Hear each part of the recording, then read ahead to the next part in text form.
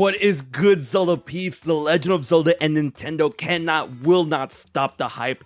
That's right, we got a set of new commercials that are airing over in Japan when it comes to The Legend of Zelda Tears of the Kingdom. And these commercials are pretty cool, sweet, and powerful and to the point. 2 of the 3 commercials for the most part are made up of stuff that we've seen already, but one commercial in particular shows a couple of new scenes from the game. And there's one in particular that a lot of people are going to be talking about. The first new scene deals with Zelda wearing her new Zonai attire while holding the Master Sword. We saw this at the very end of the final trailer, but here we have a bit more context as she turns and looks to the skies while holding the Master Sword. But here we can actually finally notice that the Master Sword in this scene is still damaged.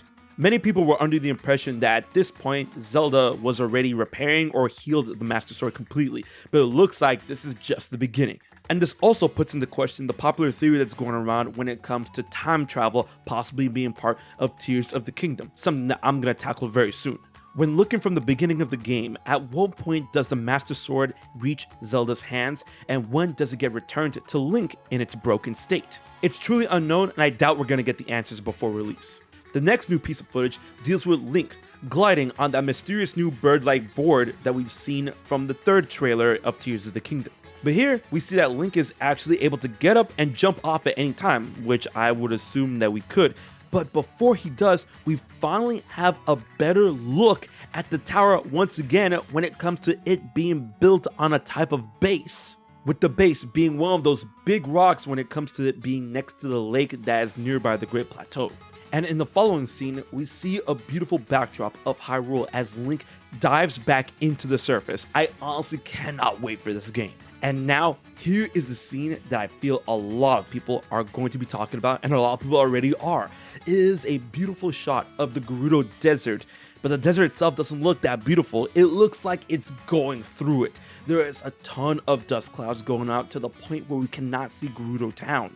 And I'm pretty sure from what we're gathering when it comes to the trailer, the final trailer, there is a dungeon somewhere rising out of the sand in that big sandstorm. But yo, check it out. Next to the cliff where Link is running, we see 4 of the 7 Gerudo heroines.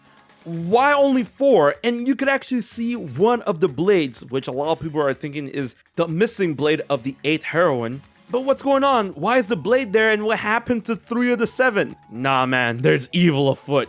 Moving on, the last new shot within this ad is actually a mirrored version of what we saw in the final Breath of the Wild trailer, where Link is riding a horse along a beach line with the sun setting in the background.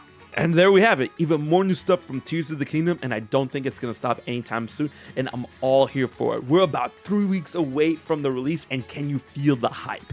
If you enjoyed the video, please like, share, and most importantly, subscribe to HMK. Remember, if we hit 200K before the game comes out, I'll be giving away multiple copies of the game, including a collector's edition and a Nintendo Switch OLED.